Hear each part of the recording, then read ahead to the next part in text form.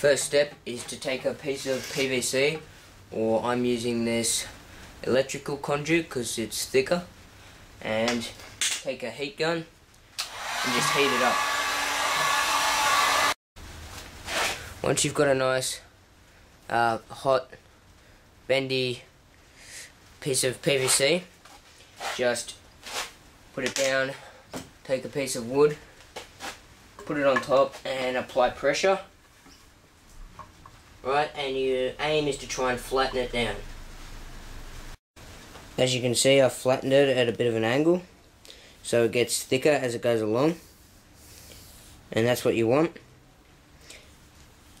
And the next step is to heat it up once again with your heat gun, but only heat up the end that is the flattest, and you drill a hole through it.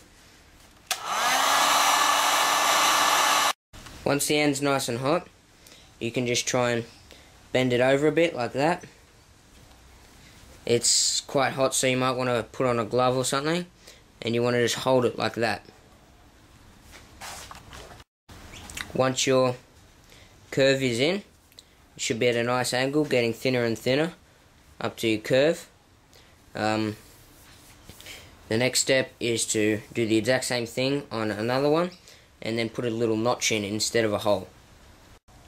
The next step is simply to take a piece of white PVC slightly larger than the orange one, but not enough for the orange to slide through, and heat up each end.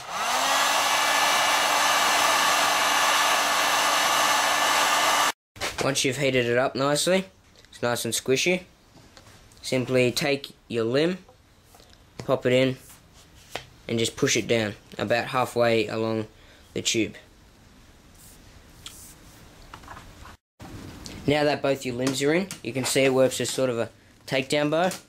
You can pull that out, and then it goes down to about that size, which is quite a good size. Right, and just sits in nicely like that. Your completed bow should look something like this.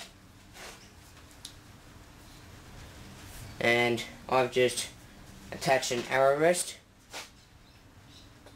just there, and I'll show you how to make that, and then a sight off one of my compound bows.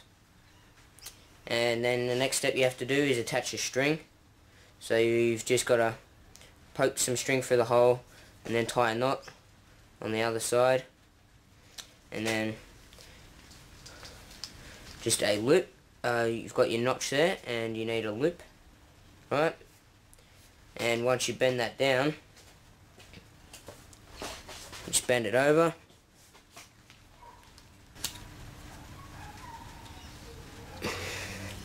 get your loop on, and now you've got your bow strung. To make your arrow rest, the first step is to cut a little bit of PVC off some PVC, and then you just need to heat it up and bend it to a right angle. Okay, so I've heated it up, bent it to a right angle, and then just simply duct taped it straight onto the side of the bow. And with the sight, I just glued that on. Right, you can adjust it to however you'd like it, up, down, whatever. And now I'm going to show you me shooting it. As you can see with the arrow rest, the fletching is unharmed as it flies over the arrow rest.